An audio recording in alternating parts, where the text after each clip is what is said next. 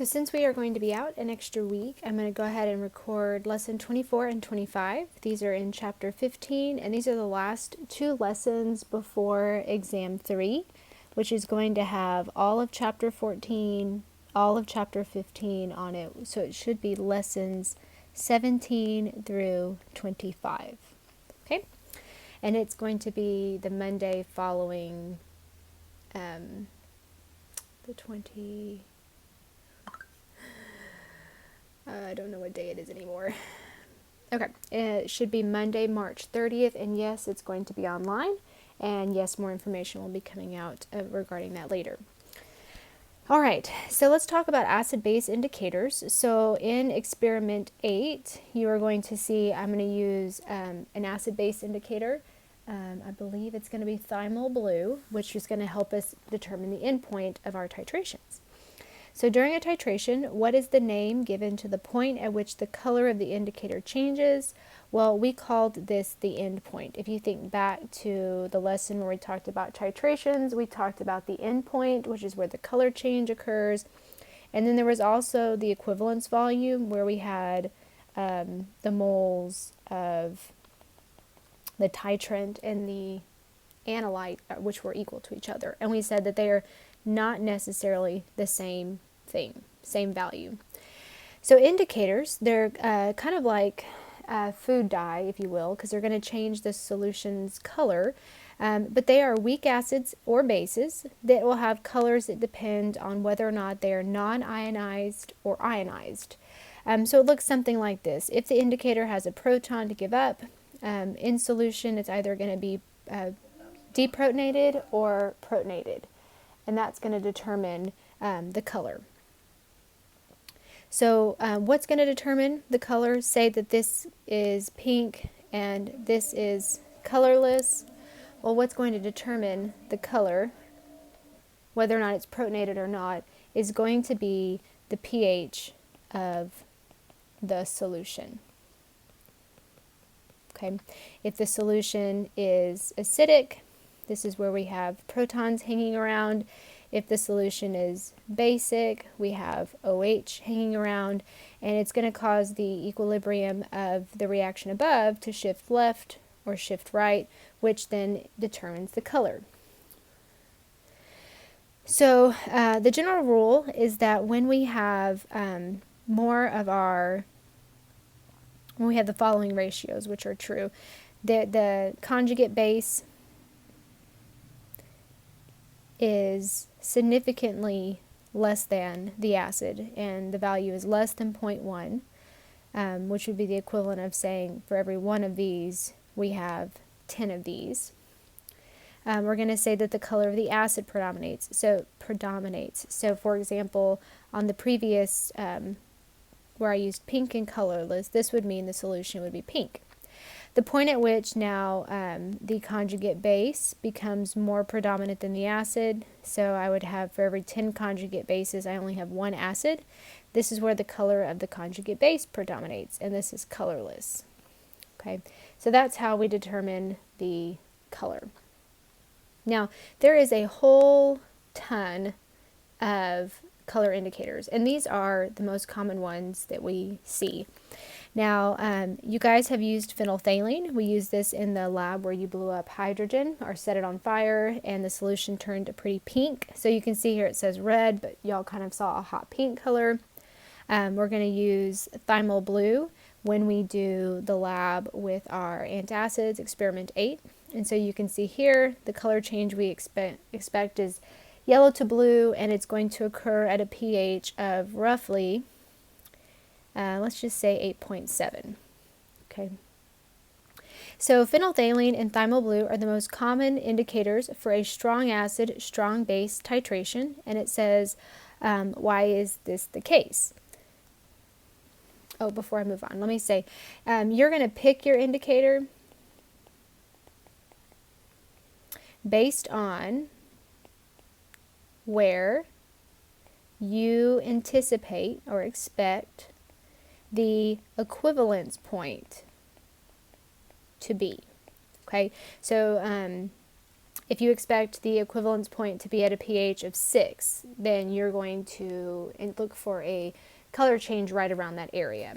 Okay, so we're going to, the pH value, not the volume value. Okay, so the question says phenolphthalein and thymol blue. Okay, so these two right here. Now when we take a strong acid plus a strong base, they are going to neutralize at a pH of 7.00. And so you might be tempted to say, well, it's right around here. But the problem with using bromothymol blue and phenol red is that the blue and the red actually don't necessarily change in the window that we need them to. In fact, the strong acid, strong base, it's going to start changing its color. Phenol red it's going to start going yellow to orange before 7, and the bromothymol blue is going to start turning green before 7. Whereas thymol blue and phenolphthalein, they're going to turn yellow at 8, meaning we're pretty close to the neutralization. So both of these will change colors near a pH of 7 without passing the equivalence point. Because remember how steep those curves were? And if you remember, well, with experiment 8 titration, you're going to see that the equivalence point is usually the matter of 1 or 2 drops. It is not, 1, 2, 3 milliliters. We're talking about, 0.01 milliliters. So it's a small window to actually hit that equivalence point. And so titrations are definitely a skill-based thing that you're going to see in the YouTube video for the lab. So the pH range, where an indicator changes color, is dependent on the pKa of the indicator. So if the pKa for phenolphthalein is 9.3, what is the pKa for bromocresol green? So if we're looking up here, we have phenolphtalene's pKa is about 9.3. And then it says, what is the one for bromocresol green? Well, that's all the way down here. And we're going to look for the midpoint. And we can see that the midpoint where it's turning green is about 4.6, 4.7. And so where that middle point is where the pKa value is going to be. Now, we did this in class before we left for spring break. I brought all the cabbage out. We didn't make all of these colors, but we made some of them. And that's made from natural plant pigments. So I used red cabbage, but you can also use things like poinsettias, the leaves, and grape juice. They all make, I should spell that right, grape juice. They all make suitable indicators. However, these tend to be in the acidic range, and this is called universal, meaning it makes pHs in the acidic range as well as the basic range. Alright, so now we're going to talk about another type of equilibrium, which is called solubility equilibrium. And with solubility equilibrium, we are now going to focus on solids. And what's important about it is that solids may only be partially soluble in solution, meaning some of them will dissolve and some of it won't. And we can study their solubility very similar to how we studied weak acids and bases. The primary difference is that instead of using a Ka value, we're going to use what's called KSP, which is the solubility product.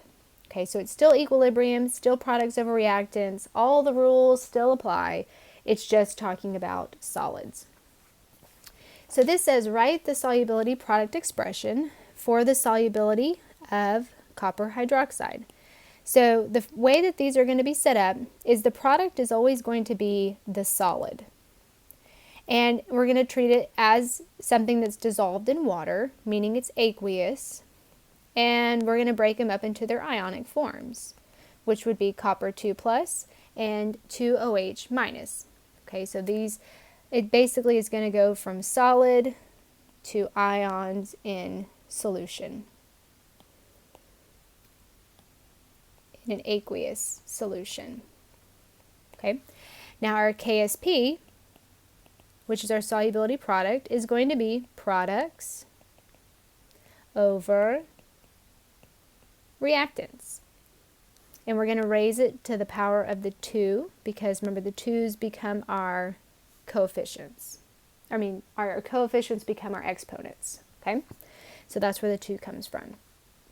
Now, why does solids not appear? Remember, solids do not show up in the expression because we treat them as a value of 1.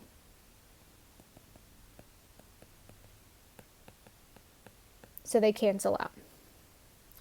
So problem number 6 says, why is the term solubility product an accurate way to describe this expression? And this is because the soluble part is the aqueous ions, and they're produced when we take the solid and put it in an aqueous solution of water. So it's because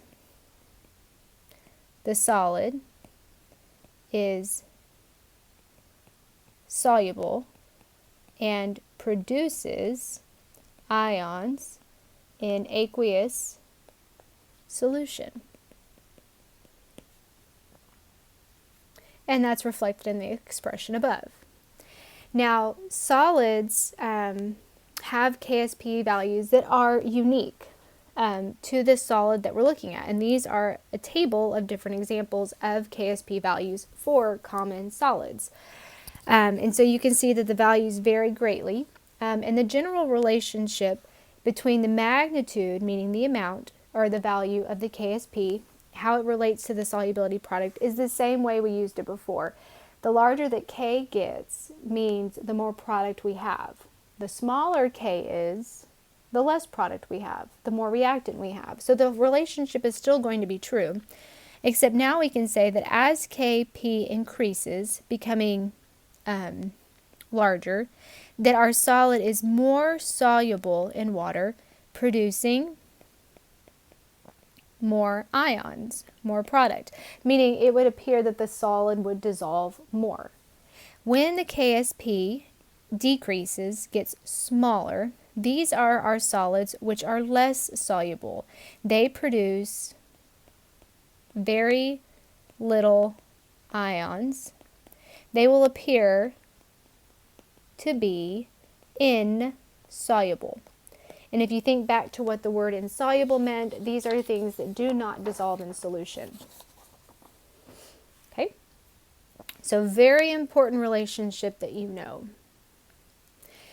Now we can predict whether a precipitation, meaning a solid will form, at certain concentrations using Q. So remember Q, the reaction quotient, and we're going to call it the ion product and solubility equilibrium. So if you remember, we talked about the Pac-Man. Predict what type of solution is present and whether or not the precipitation will occur at each of these solutions. So when Q is less than K, this is where we say that the reaction would shift to the right. Now the reaction is going from solid to aqueous ions. Okay, let's do a two-way arrow. So when the reaction shifts right, this is going to favor that the solid, I'm going to move this over, that the solid will dissolve. A precipitate will not form, it will dissolve. When Q is equal to K, this is the same as before. This is equilibrium. The solid will neither dissolve, neither precipitate. Everything is in homeostasis, in equilibrium. Now when Q is greater than K, this is where the Pac-Man eats to the left and the equation will shift to the left, meaning a solid will form. Now you guys did this with Le Chatelier's principle. Make that look better. Le Chatelier's principle lab, when solids were forming and dissolving and forming and dissolving,